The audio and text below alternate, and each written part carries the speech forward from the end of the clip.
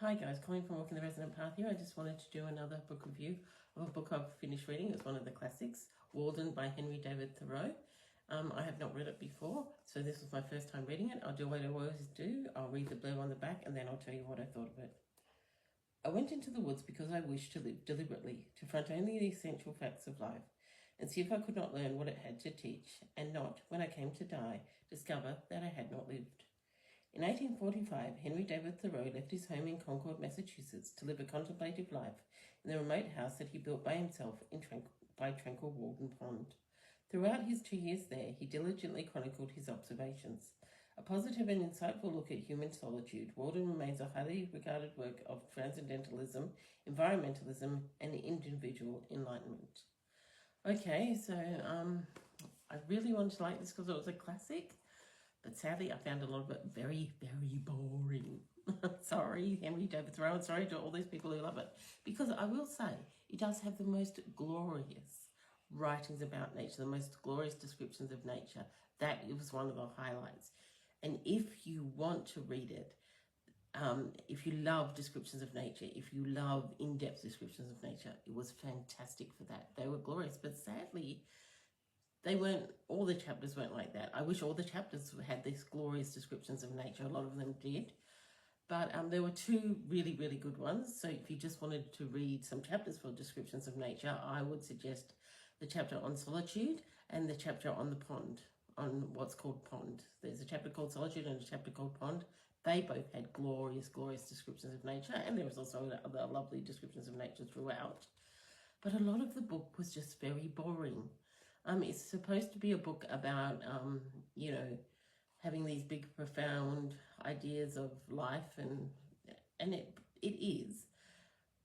But it was just, sometimes he just went into too much detail, or a lot of times he went into too much detail about, I went down the road and did this, and I made this chair, and he would go into tiny detail about how he made this chair, or tiny detail about he cleaned his house and stuff like that.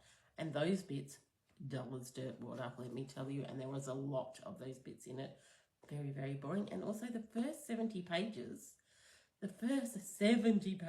which is the first chapter, was on economics, and I'm not a lover of maths, I've got to be honest.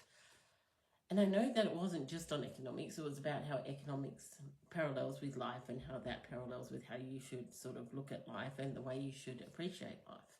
But it was still very, very dull.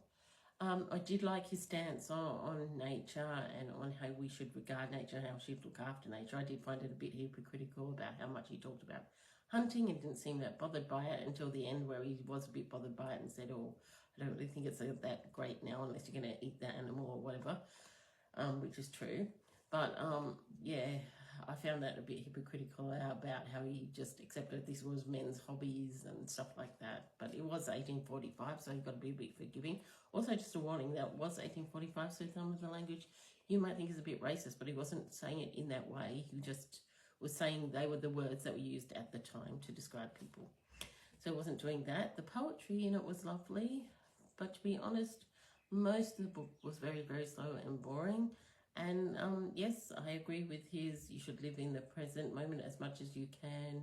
You should enjoy nature, and we can learn a lot from nature. All of that I agree with. It was just done in a very boring way. And I've read a lot of philosophy books, so it wasn't that it was a philosophy book, and I find some of them fascinating. And I've read a lot of psychology and philosophy books, and I've read a lot of nature writing, and his nature writing was fantastic. And if he just stuck to nature writing, I think that would have been great.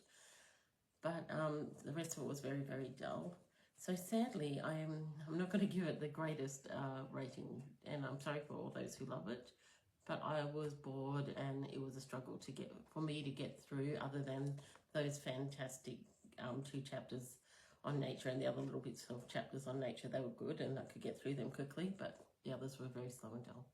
So I'm only going to give this 2 cauldrons.